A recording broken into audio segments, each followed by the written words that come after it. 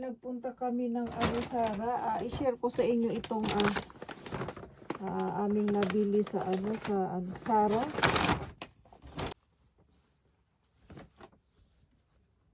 Ito mga viewers, na niya kikita ninyo. Knit. Ito sa akin to mga. So ayan ninyo na nakikita ninyo. Jararan, ito yan kikita ninyo mga viewers, knit sa Sara. Alam nyo ba itong color na ito? So kumbaga sobrang uso tong kulay na ito, chocolate brown. Nitong autumn season. At saka tawag, nagustuhan ko siya, super lambot ng kanyang tela. Ayan, ang lambot ng kanya kumbaga yung tela ba niya. Super cute.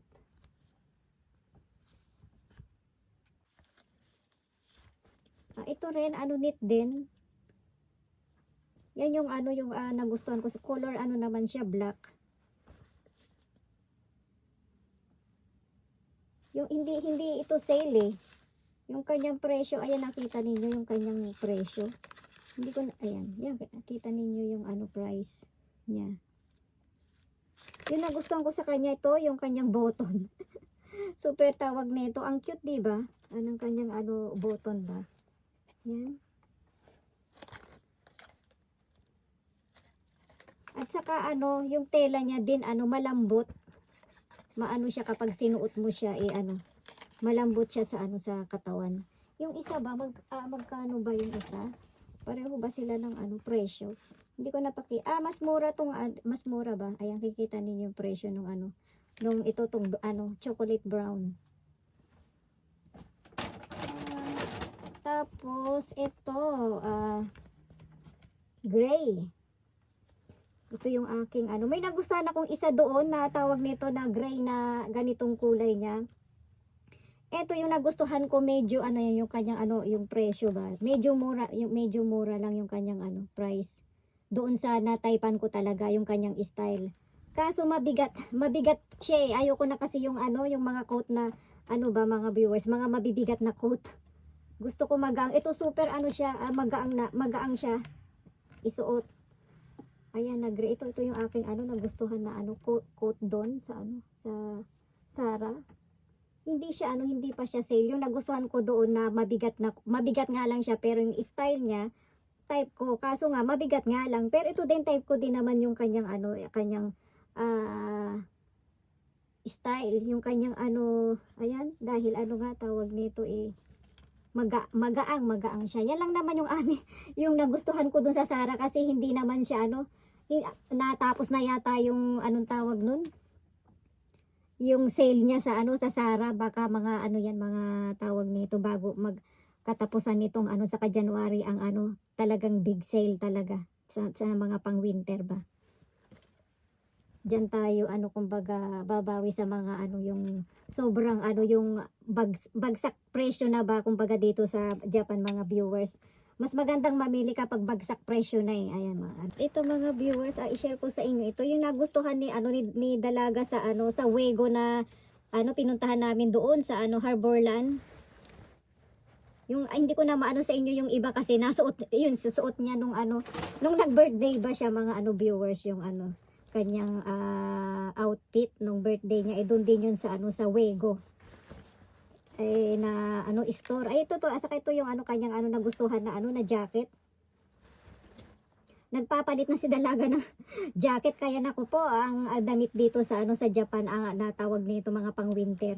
Hindi mo na alam kung saan mo na ilalagay sa dami. Ito yung kanya. Magkano ba to yung presyo nito? Ayun yung presyo niya pang pang mga bagets. Pang bagets na store. Yung hilig ngayon ni Dalaga ayan, yung hanging. Nauso na rin to noon, 'di ba? Kung maalala ninyo mga viewers, yung mga hanging. Pero dito 'di ba sobrang lamig. Kaya sabi ko naku, hanging ito yung niya. Pinabili niya ito kay niya, kay Habi.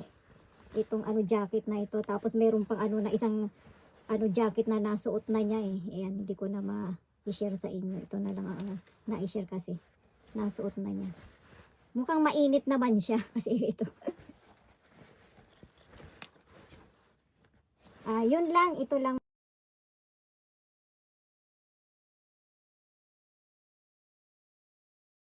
I-share ko sa inyo mga viewers itong in order.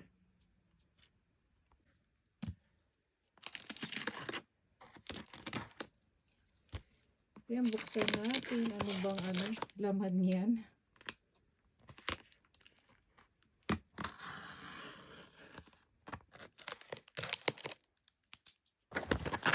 Yan sa mga sale. Black Friday sale. Ay, jararan.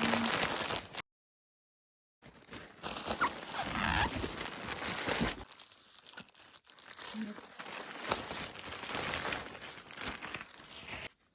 Meron ka din siyang belt. Ayan ang kanyang style. Yan, tapos may siya doon yan. Ito medyo makapal siya ng konti. I-try natin kung pwede siya sa sa yung super lamig. Palagay ko kasi medyo medyo ang tela niya manipis din. Pero gusto ko yung style niya. Super cute ng style niya. Ayan.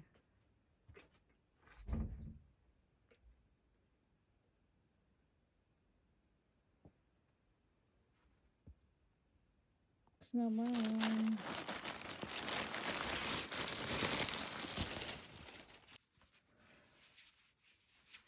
Ito makapal siya. Ayan ang kanyang style. Kay naman to, kay dalaga. Yan kung niya. Tawag nito, kung magustuhan ba niya. Ito pwede siya talaga sa sa winter kasi makapal ba siya. Tapos malambot.